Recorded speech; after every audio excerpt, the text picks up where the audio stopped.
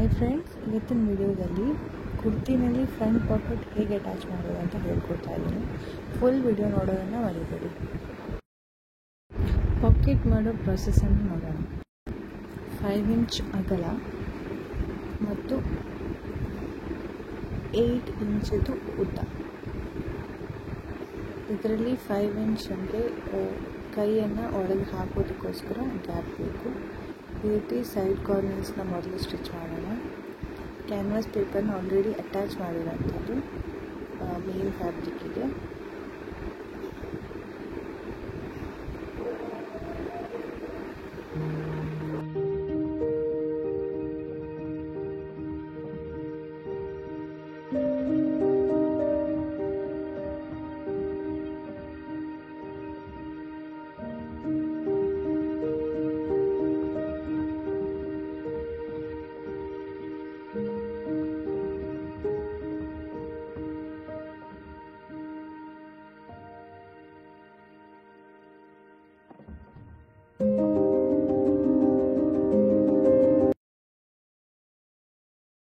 Same ಮೆಥಡಲ್ಲಿ 2 canvas ಕಟ್ಟಿಂಗನ್ನು ಈ ರೀತಿಯಾಗಿ ಫೋಲ್ಡ್ ಮಾಡಿ ರೆಡಿ ಮಾಡ್ಕೊಳ್ಳೋಣ.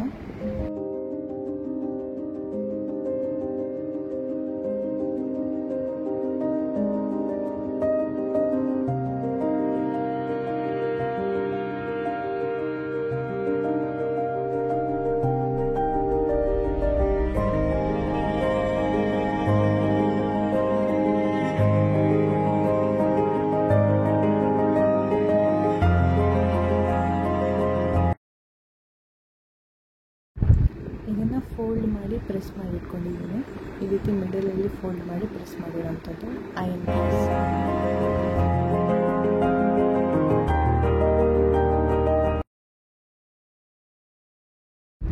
ಇವಾಗ ಮಿಡಲ್ ಪಾಯಿಂಟಿಗೆ ಒಂದು ಮಾರ್ಕ್ ಮಾಡಿ ಅಲ್ಲಿಂದ 2.5 ಇಂಚ್ ಥರ 5 ಇಂಚಿಗೆ ಮಾರ್ಕ್ ಮಾಡಬೇಕು. ಈ ರೀತಿ 5 ಇಂಚ್ ಬರಬೇಕು. ಒಂದೇ ಲೆವೆಲಲ್ಲಿ ಬರೋ ಥರ ನೋಡ್ಕೋಬೇಕು. ಇಲ್ಲಿ 1 ಇಂಚ್ ಗ್ಯಾಪ್ ಅಂದರೆ ಸೆಂಟಿಮೀಟರ್ ವೈಸ್ ನೋಡಿದರೆ 1 2 3 ಸೆಂಟಿಮೀಟರ್ ಬರೋ ಥರ 3 ಸೆಂಟಿಮೀಟರ್ ಅಳತೆಗೆ ಈ ರೀತಿ ಸ್ಕ್ವೇರ್ ಮಾರ್ಕ್ ಮಾಡಬೇಕು. ಇದು ಪಾಕೆಟಿದ್ದು ಓಪನಿಂಗ್ ಸೈಡ್, ಅಂದರೆ ಒಳಗಡೆ ಕೈ ಹಾಕುವಂಥ ಸೈಡ್. ಇವಾಗ ಕುರ್ತಿಯಲ್ಲಿ ನಮಗೆ ಪಾಕೆಟ್ ಎಲ್ಲಿ ಬೇಕು ಅನ್ನೋದನ್ನು ನಾವು ಮೊದಲು ಡಿಸೈಡ್ ಮಾಡ್ಕೋಬೇಕು. ಎಕ್ಸಾಕ್ಟಾಗಿ ಒಂದು ಶೋಲ್ಡರ್ನಿಂದ ಒಂದು 16-17 ಇಂಚ್ ನಮ್ಮ ಲೆಂತ್ ನೋಡಿಕೊಂಡು ನಮಗೆ ಎಲ್ಲಿ ಬೇಕು ಅಲ್ಲಿ ಮಾರ್ಕ್ ಮಾಡಬೇಕು. ನಾನಿಲ್ಲಿ 20 ಇಂಚಿಗೆ ಮಾರ್ಕ್ ಮಾಡ್ತಾ ಇದ್ದೀನಿ.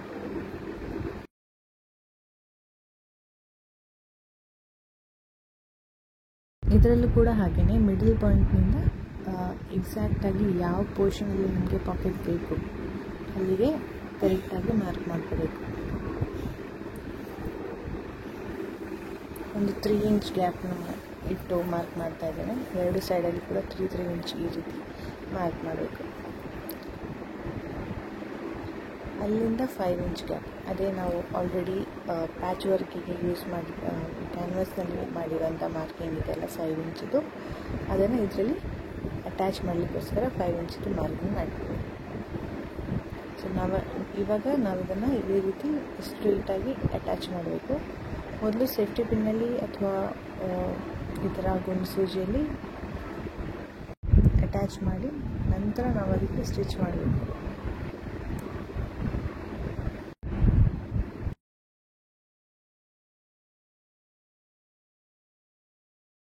ಎಕ್ಸಾಕ್ಟ್ ಪೊಸಿಷನಲ್ಲಿ ಈ ರೀತಿ ಫೋಲ್ಡ್ ಮಾಡಿ ಈ ರೀತಿ ಪ್ಲೇಸ್ ಮಾಡಿ ನಂತರ ಅದರ ಮೇಲೆ ಗೋಣಿ ಸೂಜಿನ ಈ ರೀತಿ ಅಟ್ಯಾಚ್ ಮಾಡಿ. ಯಾಕಂತಂದರೆ ಎಲ್ಲೂ ಆಚೆ ಅಲುಗಾಡಬಾರ್ದು ಅನ್ನೋ ಕಾರಣಕ್ಕೋಸ್ಕರ ನಾವು ಸೇಫ್ಟಿ ಪಿನ್ ಅಥವಾ ಈ ರೀತಿ ಗೋಣಿ ಸೂಜಿನ ಯೂಸ್ ಮಾಡ್ತಿರೋಂಥದ್ದು.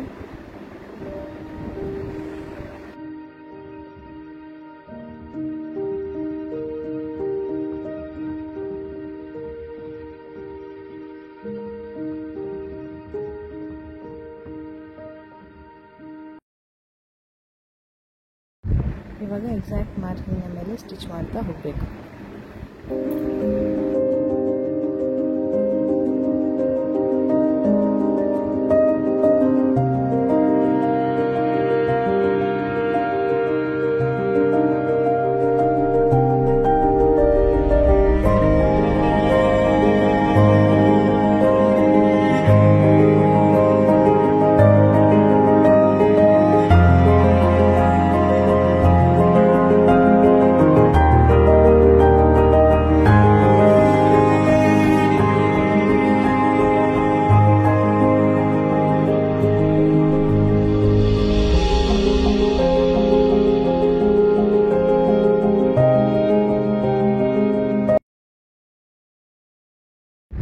ರೀತಿ ಫೋಲ್ಡ್ ಮಾಡಿ ಮಿಡಲ್ ಪಾರ್ಟ್ನ ಕಟ್ ಮಾಡ್ಕೋಬೇಕು ಮೊದಲು.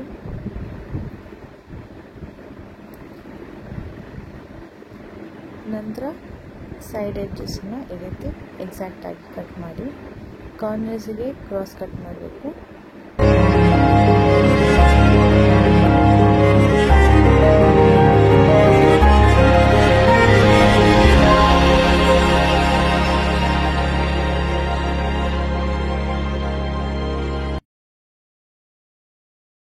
ಕಾರ್ನರ್ಸ್ ಎಕ್ಸಾಕ್ಟಾಗಿ ಕ್ರಾಸ್ ಕಟ್ ಮಾಡಬೇಕು, ಇಲ್ಲದೆ ಹೋದರೆ ಫೋಲ್ಡ್ ಮಾಡಬೇಕಾದ್ರೆ ಕಷ್ಟ ಆಗುತ್ತೆ. ಸೊ ಎಕ್ಸಾಕ್ಟ್ ಈ ಥರ ಫೋಲ್ಡ್ ಮಾಡಿ ಅದನ್ನು ಟರ್ನ್ ಮಾಡಬೇಕು. ಸೊ ಟರ್ನ್ ಮಾಡಿದ ಮೇಲೆ ಎಕ್ಸಾಕ್ಟ್ ಅದನ್ನು ಪ್ರೆಸ್ ಮಾಡಿ, ಐನ್ ಪ್ರೆಸ್ ಕರೆಕ್ಟಾಗಿ ಮಾಡ್ಕೋಬೇಕು. ಇವಾಗ ಎರಡು ಸೈಡ್ ಕೂಡ ನೋಡಿ ಈ ಥರ ಎರಡು ಪಾಕೆಟ್ ಹಾಕಿರೋದ್ರಿಂದ ಎರಡು ಸೈಡ್ ಕೂಡ ಇದೇ ರೀತಿ ಸ್ಟಿಚ್ ಮಾಡಿ ಅಡ್ಜಸ್ಟೇಬಲ್ ನೋಡಿ ಈ ಥರ ಪಾಕೆಟ್ ನಮಗೆ ಕೈ ಒಳಗೆ ಹೋಗೋ ಥರ ಮಾಡಿದ್ದೀವಿ.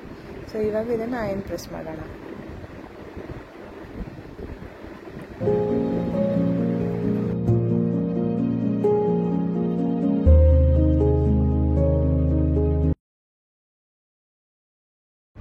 ಮೊದಲು ಇದ್ರ ಮೇಲೆ ಈ ಥರ ಡೈರೆಕ್ಟಾಗಿ ಪ್ರೆಸ್ ಮಾಡಬೇಕು.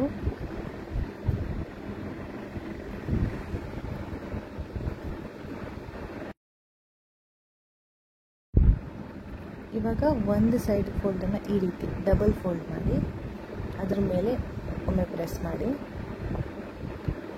ನಂತರ ಇನ್ನೊಂದು ಫೋಲ್ಡನ್ನು ಕೂಡ ಸೇಮ್ ಅದೇ ರೀತಿ ಕ್ಲೋಸ್ ಆಗೋ ಥರ, ನಾವು ಮಾಡಿರೋಂಥ ಸ್ಕ್ವೇರ್ ಶೇಪ್ ಇದೆಯಲ್ಲ ಅದು ಕ್ಲೋಸ್ ಆಗೋ ಥರ ಈ ರೀತಿ ಮತ್ತೆ ಪ್ರೆಸ್ ಮಾಡಬೇಕು. ಸೊ ಅವಾಗ ನೋಡಿ ಫ್ರಂಟ್ ಪಾರ್ಟಲ್ಲಿ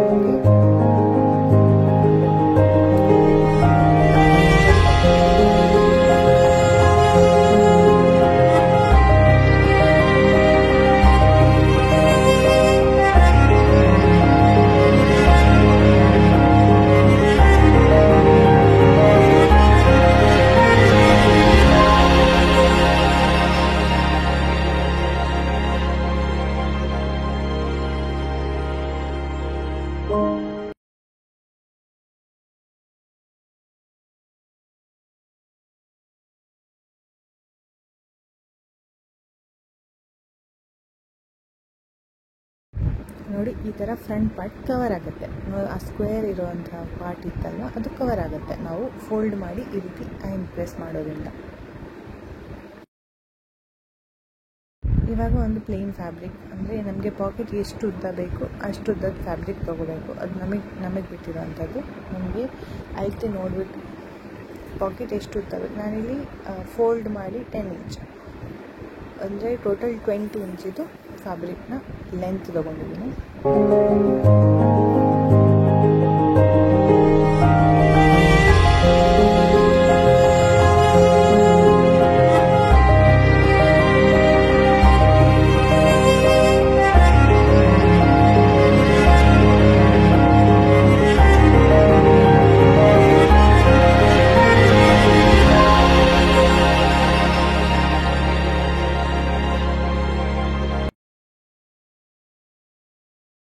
ಇದನ್ನು ಕೆಳಗಡೆ ಇಟ್ಬಿಟ್ಟು ನಾವು ಮಾಡಿರೋಂಥ ಫೇಸಿಂಗ್ ಕರೆಕ್ಟ್ ನೋಡ್ಕೊಳ್ಳಿ. ಕೆಳಗಡೆ ಸ್ಮಾಲ್ ಪೀಸ್, ಮೇಲ್ಗಡೆ ಲಾಂಗ್ ಪೀಸ್, ಅಂದರೆ ಫಸ್ಟಿಗೆ ಶಾರ್ಟ್ ಪೀಸ್ ಇರೋವಂಥ ಕಡೆಯಲ್ಲಿ ಮೊದಲು ಸ್ಟಿಚ್ ಮಾಡಬೇಕು. ಈ ರೀತಿ ಸ್ಟ್ರೈಟ್ ಇಟ್ಟಿದ್ದೀವಲ್ವ, ಈಗ ಮೇಲ್ಗಡೆ ಒಂದು ಸ್ಟ್ರೈಟ್ ಸ್ಟಿಚ್ ಹಾಕಬೇಕು. ಪೊಸಿಷನ್ ಕರೆಕ್ಟಾಗಿ ನೋಡ್ಕೋಬೇಕು ಮೊದಲು. ಇವಾಗ ಇಲ್ಲಿ ಲಾಕ್ ಮಾಡಿ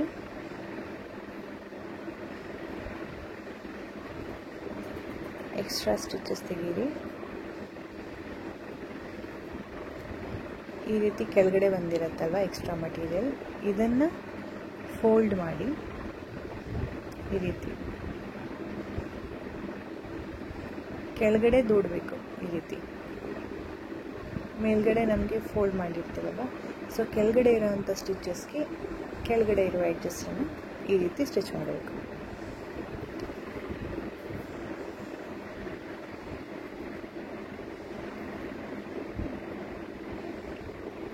ಇದರಲ್ಲೂ ಕೂಡ ಹಾಗೆಯೇ ಪೊಸಿಷನ್ನ ಕರೆಕ್ಟಾಗಿ ಸೆಟ್ ಮಾಡಿಕೊಂಡು, ಮೊದಲು ಪಿನ್ ಮಾಡಿದರೂ ತೊಂದರೆ ಇಲ್ಲ, ಪಿನ್ ಮಾಡಿ ಕೂಡ ಸ್ಟಿಚಸ್ ಹಾಕ್ಬೋದು.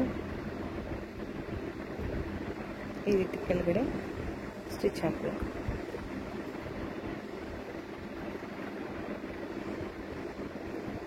ಇವಾಗ ನೋಡಿ ಪಾಕೆಟ್ ಈ ಥರ ರೆಡಿಯಾಗಿದೆ. ಇವಾಗ ಸೈಡ್ ಎಡ್ಜಸ್ ಉಂಟಲ್ಲ, ಈ ರೀತಿ ಫೋಲ್ಡ್ ಮಾಡಿ ಬ್ಯಾಕ್ ಸೈಡ್ನಿಂದ ಈ ಎಡ್ಜಸ್ ಕಾಣಿಸುತ್ತಾ ಇದೆಯಲ್ಲ, ಅದಕ್ಕೆ ಫುಲ್ ಸೈಡ್ನಿಂದ ಸ್ಟಿಚ್ ಹಾಕಿ.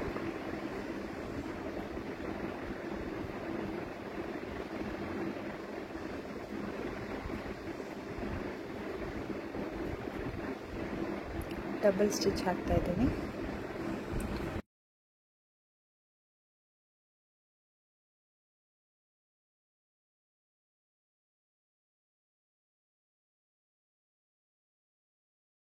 ಎಕ್ಸ್ಟ್ರಾಸ್ನ ಕಟ್ ಮಾಡ್ಕೊಳ್ಳಿ.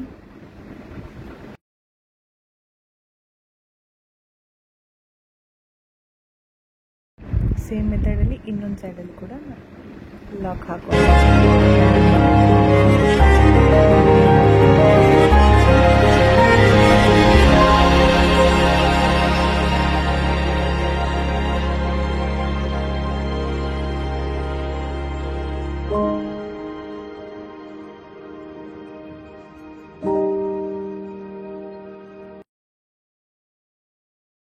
ಪಾಕೆಟ್ ನಮಗೆ ಎಷ್ಟು ಉದ್ದ ಬೇಕೋ ಅಷ್ಟುದ್ದಕ್ಕೆ ಅಡ್ಜಸ್ಟ್ ಮಾಡಿಕೊಂಡು ಸ್ಟಿಚ್ ಮಾಡ್ಕೊಬೋದು ಕೆಳಗಡೆ ಕೂಡ.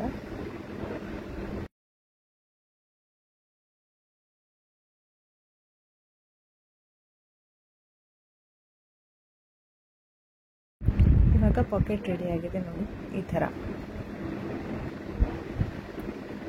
ಇವಾಗ ಸೈಡ್ ಕಾರ್ನರಿಗೆ ಕೂಡ 2 ಸ್ಟಿಚ್ ಹಾಕಿದ್ರೆ ಅಲ್ಲಿ ಎಡ್ಜಸ್ ಸ್ವಲ್ಪ ಕವರ್ ಆಗುತ್ತೆ.